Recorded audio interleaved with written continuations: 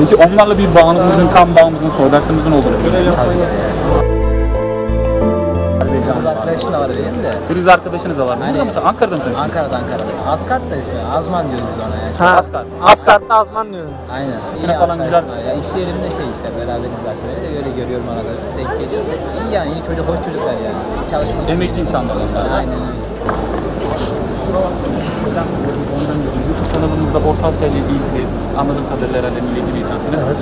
Çok kısa röportaj yapacaktık eğer vaktiniz varsa. Buyurun. Abi Orta Asya hakkında neler düşünüyorsun sen? Bilginiz var mı? Orta Asya kökenimiz geldiğimiz yer. Tanrı Dağları. Peki o ülke, orada bulunan ülkeler hakkında bilginiz var mı? Gitmişimdir orada çalışmışım ben. Maççıyken değil mi? Kazakistan'a gittim. Astana'da Evet. biz Kırgızistan'da okuyoruz abi arkadaşlarımız ama hani o bölgeyi de biliyoruz. Kazakistan bölgesine almak. Bütün kardeşlerimiz ya. Canımız yerimiz.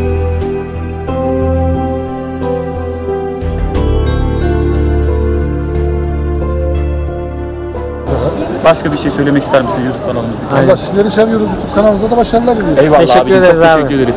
Kendinize... Ülkücülük sadece bir şey değildir. Kardeşliktir. Dünyanın her tarafında evrenseldir yani. Eyvallah abi. Türkler birbirine Cumhuriyetine sahip çıktığımız için yeterlidir zaten normalde. Hep biz kardeşiz. Eyvallah abi. Eyvallah. Türkmenler öz kardeşimiz. Eyvallah abi. Eyvallah. Teşekkür ederim. Sağ olasın abi.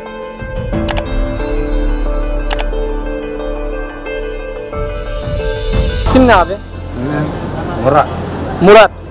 Murat. Murat abi. Sizce Orta Asya'daki ülkelerle bizim bir soy bağımız var mı? Türkiye Türklerinin bir soy bağı var mıdır Murat abi? Yani sence abi bilmiyor musun abi? Tamam abi önemli değil. Neyse kolay gelsin. Kolay gelsin.